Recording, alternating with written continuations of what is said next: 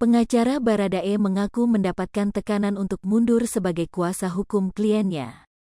Deolipa Yumara dan Burhanuddin mengungkapkan bahwa tekanan tersebut hal biasa dalam menangani perkara, yaitu biasa namanya kita berperkara, banyak juga kan, kadang yang nekan itu kan entah siapa, tapi biasa itu, kita jalan terus, ujarnya, Selasa, tanggal 9 Agustus tahun 2022. Mengenai siapa pihak yang menekan itu, Deolipa tidak ingin menyebutkan. Dia hanya menegaskan sebagai pengacara, kliennya berpegang teguh pada kebenaran dalam kasus kematian Brigadir J atau Nofriansyah Yosua Huta Barat. Sepanjang kita ada di jalan yang benar, kita jalan terus. Lagian surat kuasa punya hak mutlak pembelaan, hak mutlak penjagaan, hak retensi, tuturnya.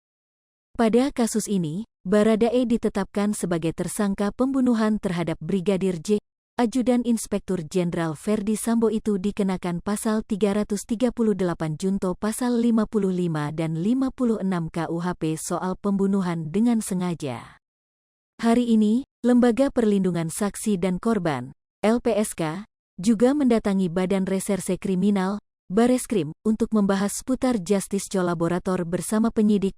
Wakil Ketua LPSK Ahmadi menuturkan, pihaknya belum memutuskan untuk memberikan perlindungan kepada Baradae.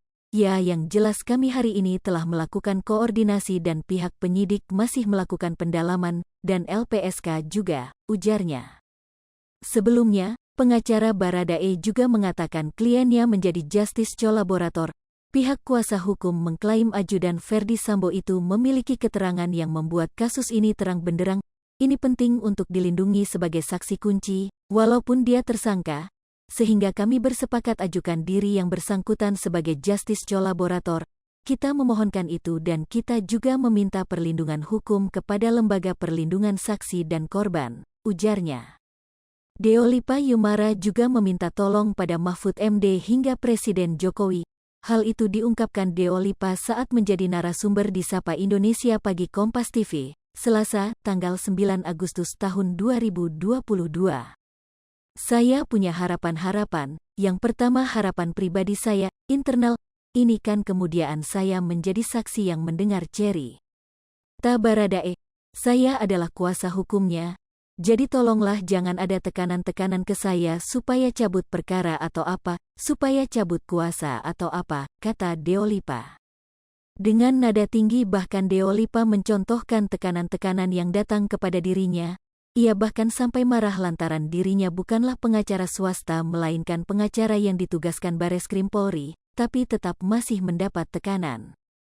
Namanya berperkara kan ada juga yang suka dan enggak suka.